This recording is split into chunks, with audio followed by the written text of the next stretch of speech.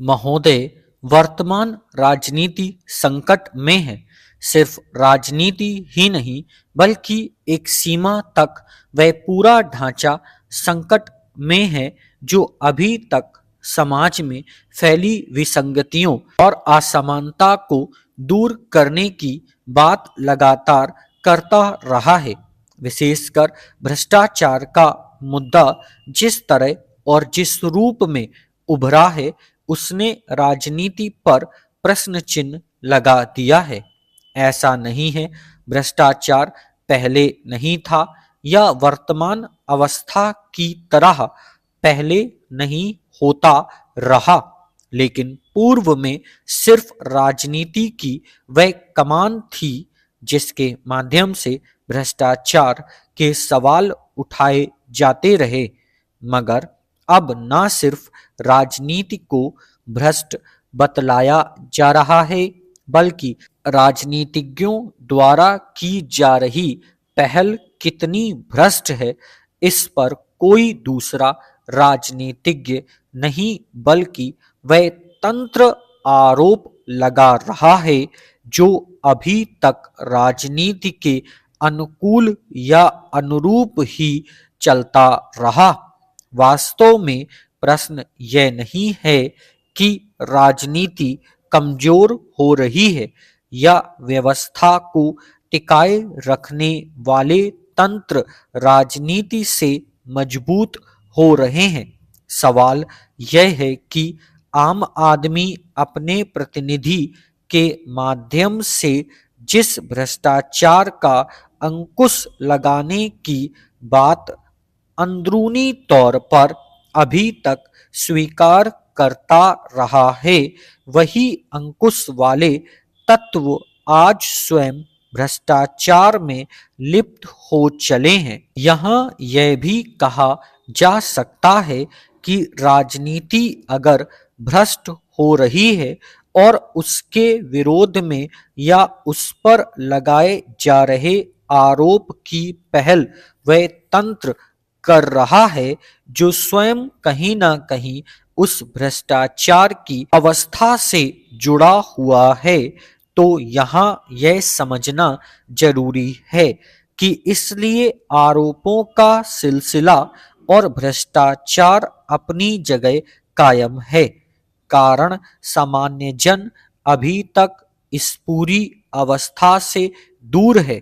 हालांकि एक सत्य यह भी है कि सारे राजनीतिज्ञ भी भ्रष्ट नहीं है और पूरा नौकरशाह तंत्र भी कुंद नहीं हुआ है।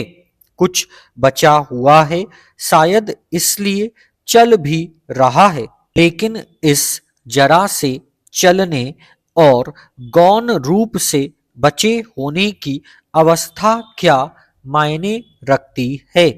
इस वर्तमान परिस्थिति को देखा समझा जा सकता है जबकि भ्रष्टाचार और आरोप व्यक्ति को अभ्यस्त कर रहे हैं। इन सब से हटकर कुछ बाहरी तत्व भी समाज में हैं जो विसंगतियों पर अंकुश लगाने का काम कर सकते हैं और कर भी रहे हैं। लेकिन यह भी कहाँ तक संभव है कि मीडिया पूरी तरह समाज के अंदर पनपती विसंगतियों को दूर कर सके। महोदय, इसमें दो मत नहीं। भारतीय राजनीतिक ढांचा उस आम व्यक्ति के मत पर ही खड़ा है जो हर 5 साल बाद चुनाव के माध्यम से अपने प्रतिनिधि को संसद में भेजता है। वास्तविकता यह भी है कि इस पूरी प्रक्रिया में राजनीतिज्ञ भी आम आदमी की जरूरत और उसके अधिकारों का प्रश्न खड़ा करते हैं।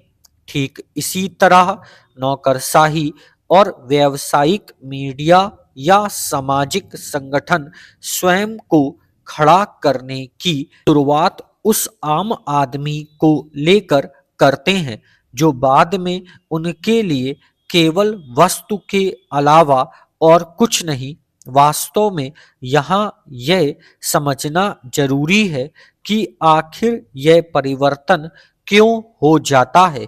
तो इसका एक सरल सा उत्तर है कि इस पूरी प्रक्रिया में वह आम आदमी कहीं भी नेतृत्व करने की स्थिति में न आता है, न उसे नेतृत्व लेने की स्थिति खड़ी की जाती है।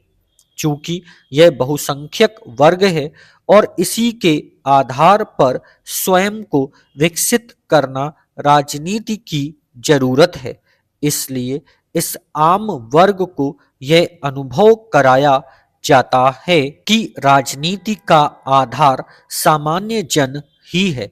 लेकिन जब नीतियां लागू करने की बात आती है और विकास का प्रश्न खड़ा होता है, तो राजनीति पूरी तरह उस वर्ग को आश्रय देती है और उसके अनुकूल नीतियां लागू करती है जो तत्काल में स्वार्थ सिद्ध करने की स्थिति में हो। चाहे अनचाहे पूरा तंत्र भी राजनीति के साथ हो जाता है, क्योंकि उसकी स्वयं की जरूरत भी कहीं ना कहीं तत्काल ही है और जिसका समाधान सिर्फ तत्काल में अपने अनुकूल या अपनी सहूलियत से निर्णय देने से है। लेकिन वही जब विरोध या भ्रष्टाचार जैसे आरोप की बात इस वर्ग में से कोई खड़ा करता है, तो सामान्य जन को तो अपने साथ वह खड़ा नहीं कर पाता, उल्टे उसे आसपास उसके अपने वर्ग के लोग सिवाय सब चीज को अपने अनुकूल बनाने की स्थितियां कुछ इस तरह पैदा करते हैं जिसमें सहमति का भाव बनता है। यानी संघर्ष या विसंगतियों को दूर करने की जगह विसंगतियों और असमानता के प्रति अभ्यस्तता समाज के अंदर दिखाई देने लगती है। यहीं से भ्रष्टाचार को मान्यता भी मिल जाती है और राजनीति अपने तरीके से निर्कुंस हो जाती है। इस प्रक्रिया को रोकने के लिए क्या उसी राजनीति और तंत्र का सहारा लेना आवश्यक है जिसे व्यवस्था ने स्वयं के लिए बनाया है। Full stop.